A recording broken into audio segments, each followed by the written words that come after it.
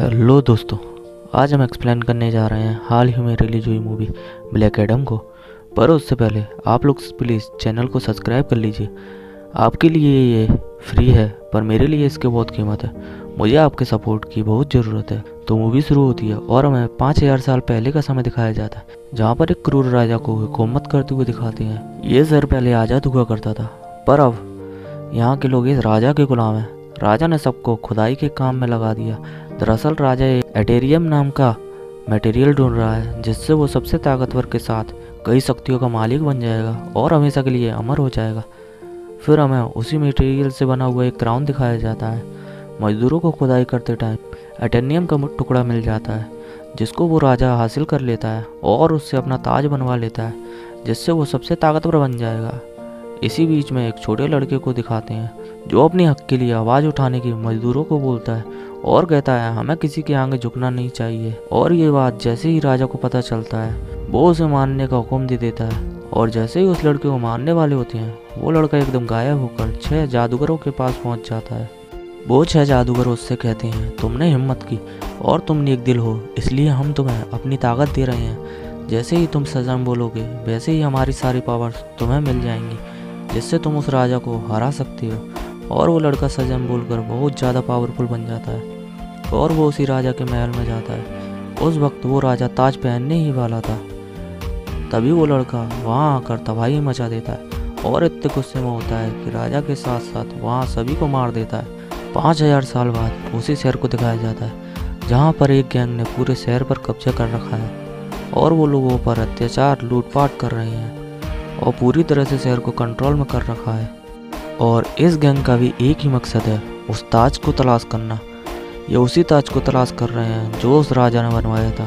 वो राजा तो मारा गया, पर उसका ये ताज इसी शहर में कहीं दफन है। फिर हमें एक लड़की को दिखाते जिसका नाम एड्रियाना है। वो भी उसी ताज को ढूंढ रही है। एड्रियाना एक आर्कोलॉजिस्ट है, मतलब पुरानी चीज़ों का अध्ययन करने वाली। एड्रियाना अपनी टीम के साथ एक केव में जाती है, जो ग्रेव होती है। वहाँ उसे वो ताज मिल भी जाता है। तब वही गैंग के लोग उस पर हमला कर देते हैं और उसी ग्रेव में गोलीबारी करने लगते हैं और एड्रियाना को उसके साथी को मारने की धमकी देकर उससे ताज देने की कहती हैं। तब एड्रियाना बाहर आती है और वो वहाँ नीचे देखती है तो वहाँ कुछ लिखा होता है। दरअसल ये उसी लड़के की ग्रेव है जिसे पावर मिली थी। तभी वो उस शब्द को पढ़कर सजम कहती है और ब्लैक एडम आज़ाद हो जाता है और वहाँ ब्लैक एडम आकर सबको मारने लगता है और इतना मारता है कि वहाँ कोई नहीं बचता। पर वो एड्रियाना को कुछ नहीं करता और ग्रेव के बाहर आता है। तब वहाँ गैंग के लोग गन्स और फाइटर प्लेन से उस पर हमला कर देते हैं, पर ब्लैक एडम को कुछ नहीं होता। तब उस गैंग का एक आदमी एटेनियम से बने एक वेपन से उस पर हमला करता है और ब्लैक एडम उससे थोड़ा सा घायल भी होता है। तब वो गुस्से में वहाँ उस गैंग के लोगों को मार देता है और फिर उड़ते ही बेहोश होकर गिर जाता है। तब एड्रियाना ब्लैक एडम को अपने घर ले जाती है। जैसे ही ब्लैक एडम को होश आता है, तब वहाँ वो एड्रियाना के बेटे से मिलता है। तब वो बताता है कि आप 5000 साल से उस ग्रेव में बंद थे और मेरी मॉम ने आपको आज़ाद करवाया है और आप हमारे शहर के मसीहा हो। आपको ही हमें उस गैंग से बचाना पड़ेगा। ब्लैक एडम को फ़र्क नहीं पड़ता। वो कहता है 5000 साल पहले ये शहर मेरा हुआ करता था, पर अब नहीं। अपने लिए तुम लोग खुद लड़ाई करो। यह कहकर ब्लैक एडम वहाँ से निकल जाता है और शहर में बने खुद के स्टैचू को देखने लगता है। ये हमें एक फीमेल लीडर को दिखाते हैं। इसका काम इस दुनिया में आए सुपर हीरो और विलन्स को रोकना होता है। यहाँ एक सुपर हीरो हॉकमैन से बात कर रही है और उससे ब्लैक एडम वापस आ गया है, उसे रोका नहीं गया तो वो पहले की तरह सब कुछ तबाह कर देगा, कहती है। हॉकमैन अपनी टीम के साथ ब्लैक एडम को रोकने की प्लानिंग करने लगती है और ब्लैक एडम को फिर से ग्रेव में सुलाने निकल पड़ते हैं। दूसरी ओर एड्रियाना का बेटा उस गैंग के सोल्जर का माइक छुड़ाकर ब्लैक एडम आ गया है सबको बताता है। तब वो सोल्जर उसे पकड़ लेता है। तब वहाँ एड्रियाना आकर उसे बचाने की कोशिश करती है, पर वो आदमी एड्रियाना को पहचान लेता है और उससे ताज के बारे में पूछने लगता है और उसे मारने ही वाला होता है। तभी वहाँ ब्लैक एडम आ जाता है और उस गैंग के लोगों को उठाकर फेंक देता है और कुछ को मार देता है और 2 सोल्जर्स को हवा में ले जाता है। वैसे ही हॉकमैन और उसकी टीम वहाँ आ जाती है और ये सब मिलकर ब्लैक एडम से लड़ाई करने लगते हैं। पर ब्लैक एडम सब पर भारी पड़ रहा था। वो गैंग के लोग, जस्टिस सोसाइटी, दोनों उसका कुछ नहीं बिगाड़ पा रहे थे। तब ब्लैक एडम वहाँ से चला जाता है। तब सुपर हीरो टीम एड्रियाना के पास आकर उससे मदद मांगती है और कहती है कि हम अच्छे के लिए करते हैं। तब एड्रियाना कहती है, तुम लोग जब कहाँ थे जब हम पर जुल्म हो रहे थे और इस गैंग ने हमारा जीना हराम कर दिया था। तुम लोगों ने आज तक कुछ नहीं किया, पर जब ब्लैक एडम हमें बचाने आगे आया तो तुम उसे भी हमसे छीनना चाहते हो। तब जस्टिस सोसाइटी बताती है कि जिससे तुम हीरो समझ रहे हो उसी ने 5000 साल पहले हमारे शहर को बर्बाद किया था और अभी भी उसे रोका नहीं गया, तो फिर वही होगा। तब एड्रियाना इन लोगों को ब्लैक एडम के पास लेकर जाती है ताकि सब बात कर सकें। तभी एड्रियाना का एक साथी स्माइल एड्रियाना के घर में घुस जाता है और ताज को ढूंढने लगता है, और ताज ना मिलने पर उसके भाई को गोली मार के एड्रियाना के बेटे को अपने साथ ले जाता है।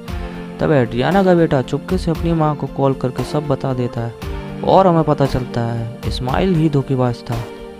एड्रियाना परेशान हो जाती है और एडम और जस्टिस सोसाइटी से उसके बेटे को बचाने की रिक्वेस्ट करती है, और ये दोनों एड्रियाना के बेटे को ढूंढना स्टार्ट कर देते हैं। इसी बीच हॉकमैन उस गैंग के 2 आदमी को पकड़ लेता है, पर ब्लैक एडम अपनी स्टाइल से पूछता है कि इस्माइल कहाँ है, और वो लोग इस्माइल के पास पहुंच जाते हैं। तब इस्माइल एक खुलासा करता है, दरअसल जिस गैंग ने शहर पर कब्जा कर रखा है वो उसके ही लोग हैं, और इस्माइल उसी राजा का वंशज है जिसे ब्लैक एडम ने मार दिया था। और इस्माइल कहता है कि अपने बेटे की जान बचाना चाहती हो तो ताज दे दे, और एड्रियाना वो ताज उसे दे देती है। तब भी इस्माइल उसके बेटे पर गोली चला देता है। तब उसी वक्त ब्लैक एडम उसके आगे आ जाता है और उसकी जान बचा लेता है, और इस्माइल के ताज पहनते ही ब्लैक एडम उसे अपनी लाइटनिंग से जलाकर राख कर देता है, और सब सोचते हैं कि इस्माइल मर गया।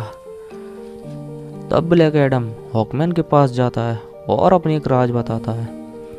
आज से 5000 साल पहले जिसने राजा के खिलाफ आवाज़ उठाई वो मैं नहीं था, वो मेरा बेटा था।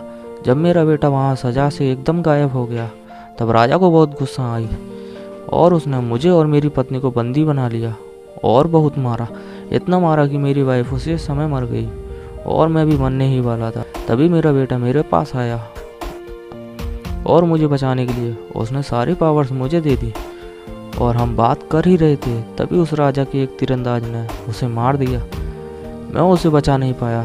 तब मुझे बहुत गुस्सा आया और मैंने उस राजा के साथ उसके सैनिकों को मार दिया, पर शक्तियाँ इतनी बेकाबू हो गई और ना चाहते हुए भी मैंने सबको मार दिया।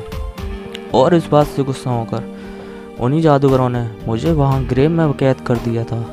तब वो बताता है कि उसको इस बात का अभी तक बहुत अफसोस है और वो अपनी शक्तियों को हमेशा के लिए शांत रखना चाहता है, और हॉकमैन को खुद को ब्लैक एडम बनने से रोकने की कहता है और सरेंडर कर देता है और सजम कहकर नॉर्मल ह्यूमन बन जाता है। तब हॉकमैन ब्लैक एडम को पानी के अंदर बनी एक जेल में ले जाता है और उसके मुंह में एक ऐसी डिवाइस लगा दी जाती जो उसे हमेशा सुलाए रखे, और वहाँ ब्लैक एडम को बंद कर दिया जाता है।